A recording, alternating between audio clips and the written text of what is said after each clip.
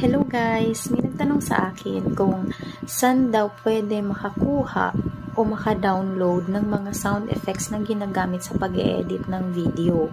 So, may alam ako na libre at mabilis i-download.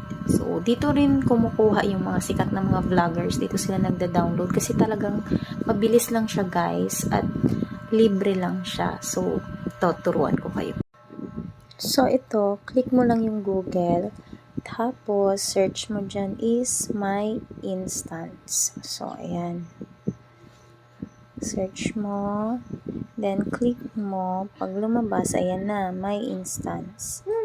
Yan. Lalabas na agad dyan ang mga sound effects. So, marami kang pagpipilian dyan. So, for example, ito, try natin. Wow! Anime. And then, the next is ito. Yan. So, talagang marami at mabilis lang dyan, guys. Marami kang pagpipilian. Makakuha ka dyan ng mga sound effects na mabilis lang talaga siya. So, dito. Maraming gumagamit nito. Kasi libre lang naman siya. Mabilis lang siya i-download. Yan. So, ayan. Pasensya na sa aking internet kasi medyo mabagal. Kaya naglo-loading siya. Pero dito talaga, mabilis talaga dito. Turuan ko din kayo kung paano siya i-download. Mabilis lang din. So, ito. Ayan. So, ang dami, diba? So, for example, magda-download tayo. Ito. Yan. Hanap tayo. So, ito.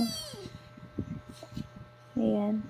Click mo lang yon yung kanyang name. And then, pag may ad, skip mo lang siya. Tapos, sa baba, hanapin mo yung download MP3.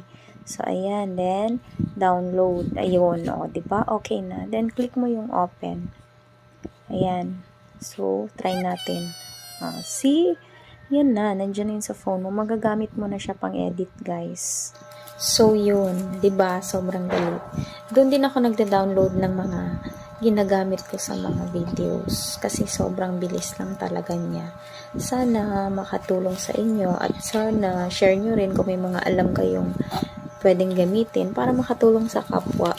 So, yun lang guys. Thank you for watching.